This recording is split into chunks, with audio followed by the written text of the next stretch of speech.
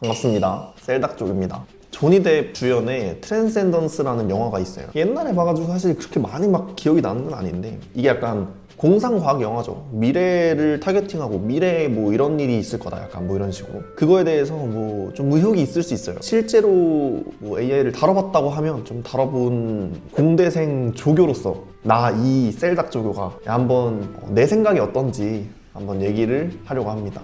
그래서 이제 오늘의 주제를 정리를 해보면 인간이 뭐 죽기 직전에 인간을 그대로 소프트웨어로 옮겨놨을 때 그 자아를 유지할 수 있을 것인가에 대해서 뭐 얘기를 하고자 합니다. 여러분들은 뭐 어떨 것 같아요? 이게 좀 자아가 유지될 수 있다고 생각하는지, 아니 이게 두갈식 논법을 좋아해서 그런지 이제 결론부터 내고 싶은데 그럴 수 없어요. 솔직히 말하면 내 생각인데 라는 말을 붙이기도 민망할 정도예요. 이게 굉장히 너무 주장을 세게 하고 싶어서 내 생각인데 라는 말을 또 안 하고 싶어. 여기서 살펴보면 이제 그 자아라는 게 뭔지부터 조금 얘기를 해볼 수 있을 것 같아요. 이게 굉장히 좀 민감한 말일 수 있을 것 같아요. 약간 예를 들면 생명과 생명이 아닌 것의 어떤 차이점, 그러니까 도대체 무엇이 생명과 생명이 아닌 것을 구분 짓는가, 뭐 이거에 대해서 한번 생각을 해봐야 되는 것 같고, 조금 더 민감한 주제로 오면 인간과 인간이 아닌 것을 어떻게 구분 지을 수 있는가, 인간만이 가지는 그런 특징이 뭔가, 이것도 한번 생각을 해봐야 될 것 같아요. 여기 결론부터 얘기를 하자면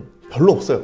인간만이 가지는 특징은 별로 없어요. 그러니까 생명이 가지는 특징은 솔직히 말하면 조금 있을 수도 있을 것 같아요. 본인의 시스템을 갖추고 어떤 물질 대사와 본인만이 어떤 자생할 수 있는 능력을 갖고 있는 게 다른 물질들과의 어떤 차이점인 것 같고, 실제로 좀 뭐 동적이잖아요. 생명이라는 게 근본적으로 식물도 움직이고 안쪽에서는 뭐 안 보여도 동물도 그렇고, 생명만이 가지는 어떤 것은 그나마 조금이나마 보이지만 인간만이 가지는 어떤 것을 딱 구분을 지으려면 그게 어느 시기인지부터 일단 얘기를 해봐야겠죠. 뭐 750만 년 전에 뭐 오스트랄로피테쿠스부터 인간만이 가진 어떤 것을 가질 수 있냐, 아니면 뭐 6만 년 전에 나온 현생 인류부터 그 인간만이 가진 그 어떤 것을 가질 수 있냐, 아니면 이제 그렇게 말고 실제로 어떤 한 사람한테 인간만이 가진 무언가가 있다면 뭐 그거는 뭐 몇 살 때부터 가질 수 있는지, 아니 뭐 세포 분열을 할 때부터 가질 수 있는 건지, 굉장히 뜬구름 잡는 얘기인 거야. 인간만이 가지는 어떤 거는 그게 너기 때문에 그런 생각이 드는 거야. 너라서 특별한 거 같은 거지.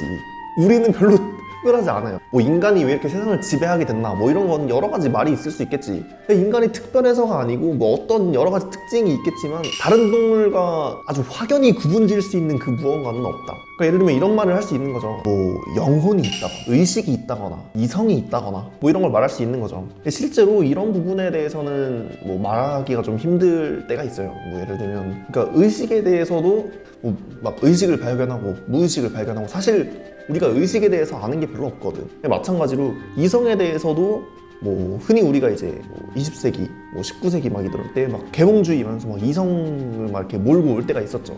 뭐 인간의 뭐 이성의 힘으로 뭐 다 할 수 있다. 실제로 우리가 뭐 신을 죽였죠.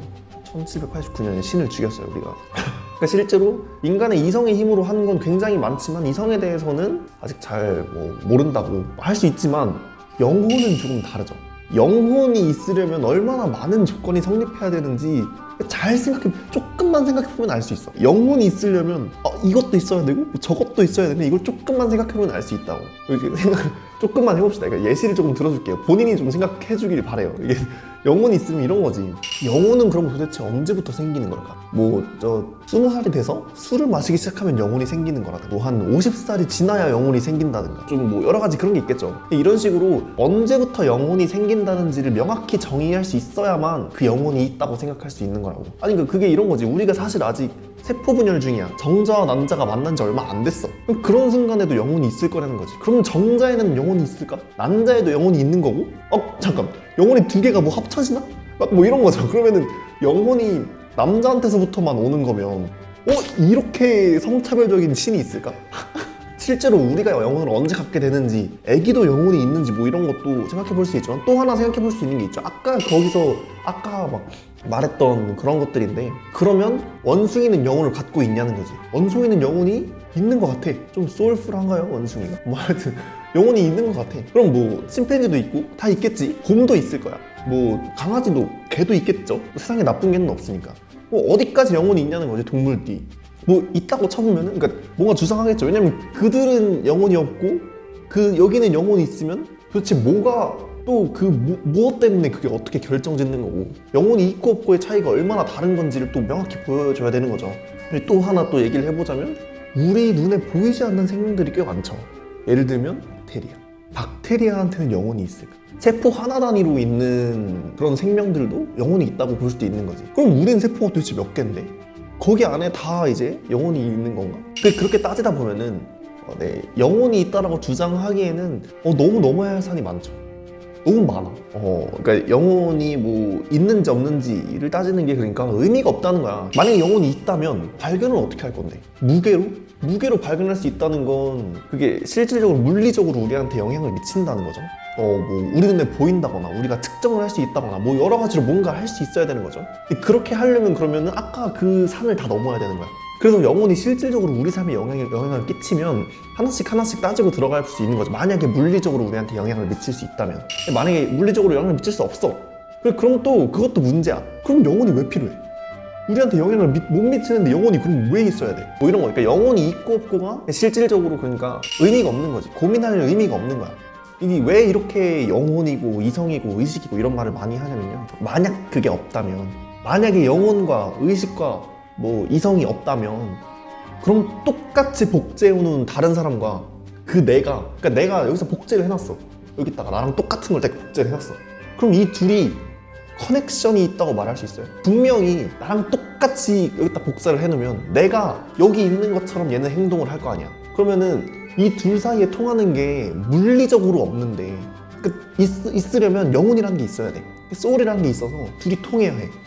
굉장히 그러니까 이런 식으로 뭔가 통하는 게 있어야 되는데 방금 우리가 얘기를 해봤더니 통하는 게 있고 없고가 중요하지도 않고 뭐 없다고 결론 내리기는 좀 애매하지만 영향을 안 미치죠. 우리 삶에 물리적으로 영향을 미칠 수가 없는 거야. 그러니까 이 둘 사이의 커넥션은 전혀 없다고 볼 수 있는 거지. 영혼이 있든 없든. 그렇다면 내가 죽기 직전에 복제한 자아를 만들고 내가 죽는다는 게 실제로 나한테는 아무런 의미가 없는 거지.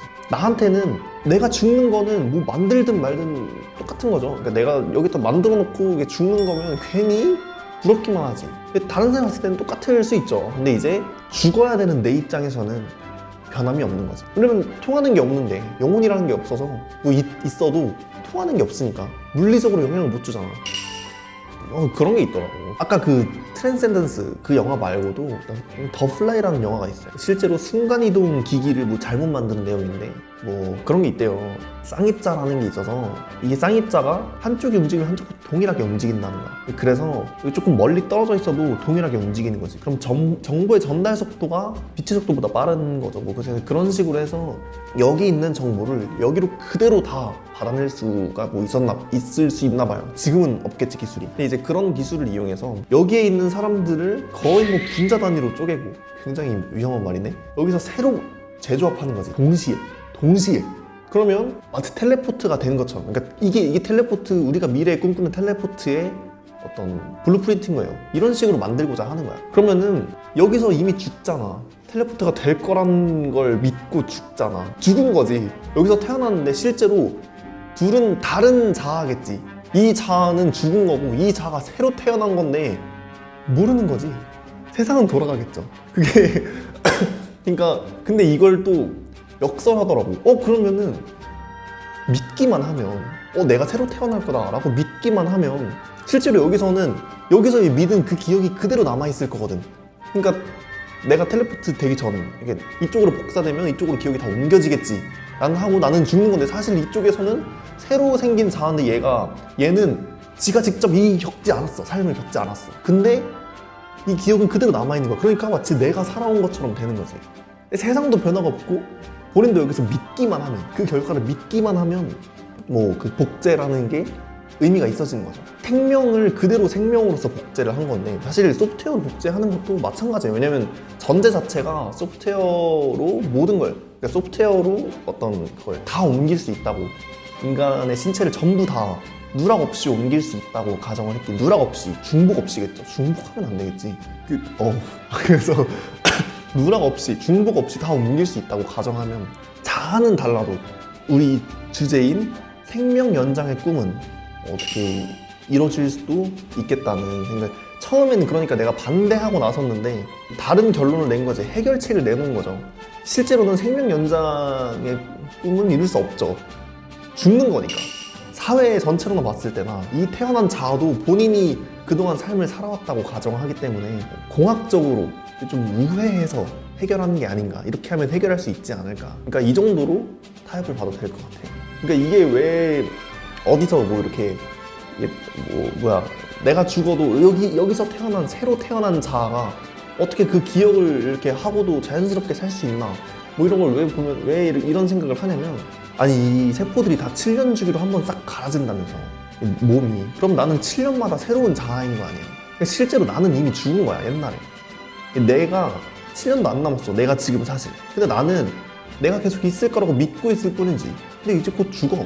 다 죽을 거야. 근데 7년 뒤에 다른 나의 자아는 그 기억을 그대로 보존하고 있기 때문에 이게 별로 영향이 없는 거죠. 나는 믿고 있으니까. 내가 그대로 내가 내 자아일 거다 이렇게 믿고 있으니까. 네. 이게 그러니까 이런 결론이 내려지는 거지. 복제 기술이 있다면 생명 연장의 꿈은 이루어질 것인가? 네, 그렇습니다. 믿음이 있다면. 여러분 믿습니까? 여러분, 생명 연장의 꿈은 좀 우회했지만 이룰 수 있다. 이게 셀닥 조교가 생각한 결론입니다.